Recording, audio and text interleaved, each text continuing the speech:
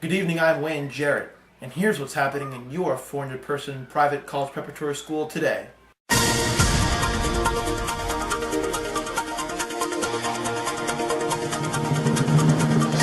Pointless gatherings or actually informative meetings? We uncover the driving force behind the administration's recent assemblies. In sports, we preview the upcoming 2011 Spartan football season with a look at who's joining and most importantly leaving the predominantly Jewish squad that still can't beat anyone of any relevance that's not Hillel. And we'll also have the latest in trends as we explore the utterly talentless art of DJing. This is SNN.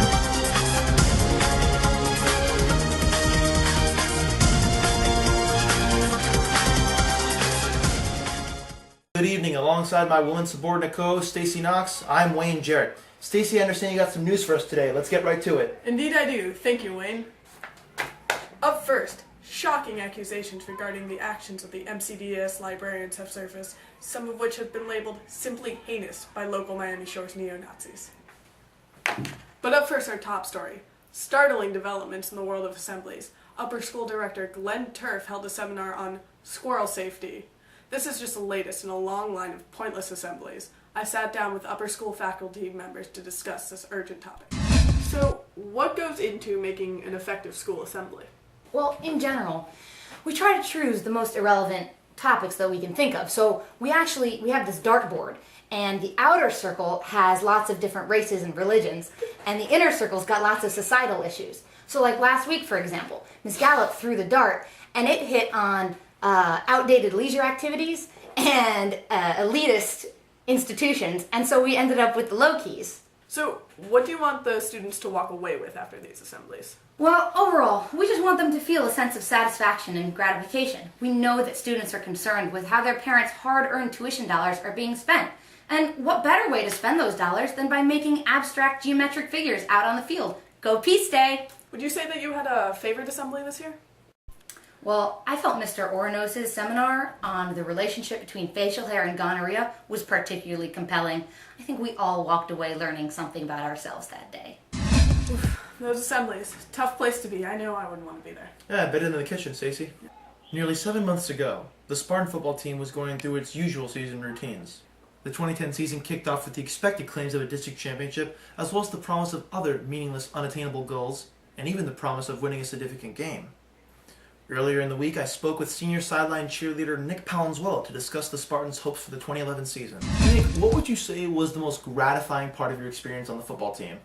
I think it was being able to get away from it all after school. I remember sitting in my Penango class. Wait, Nick. Penango class?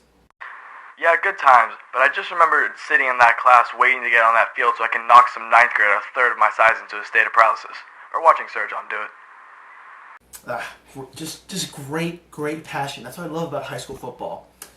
Next thing, Nick, given your traumatic knee injury during the middle of your high school football career, how much further would the team advanced had you been at full strength during the season? Well, Wayne, I thought we definitely had a chance to reach the NFC title game, and who knows, if we all played to the best of our abilities, maybe even the Super Bowl. Would I like to be preparing for Aaron Rodgers? Sure, but things take time. Okay, Nick, on a final note, how do you think the team will fare next year with the loss of this star-studded senior class? Nick, you still there? They're all gonna die.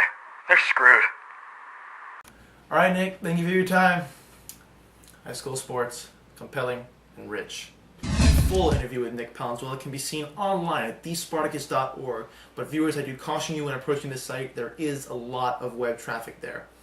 We now head on over to my partner, Stacy Knox, for the latest in trends. Stacy? Thank you, Wayne. As we approach the much-hyped 2011 Ultra Music Festival, many are looking forward to an exciting, ecstasy-filled weekend.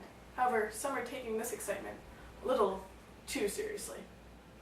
In recent months, Country Day has seen a rise in the amount of amateur disc jockeys. While young people used to take up real instruments like the guitar or violin, the lack of musical talent and overall ingenuity of this generation has forced young Johnny to lose the drumsticks in favor of dropping vibing beats.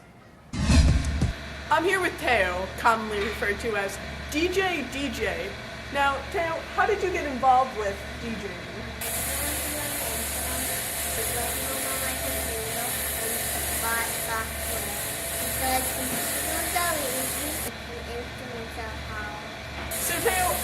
rate compared to other NCBS DJs? Well, when you really have no life, you can really master your skills based on their social lives. DJ Styles and DJ Hubbard clearly are miles ahead of me. Pardon the pun. Finally, where do you get your inspiration from? You know when you're walking down the street, a homeless man starts screaming at you. There's a lot of that in pre-recorded songs. Great stuff, Stacy. Just great stuff. Coming up on the 11 o'clock hour show, we'll show you how you can discover if your teacher is a rapist.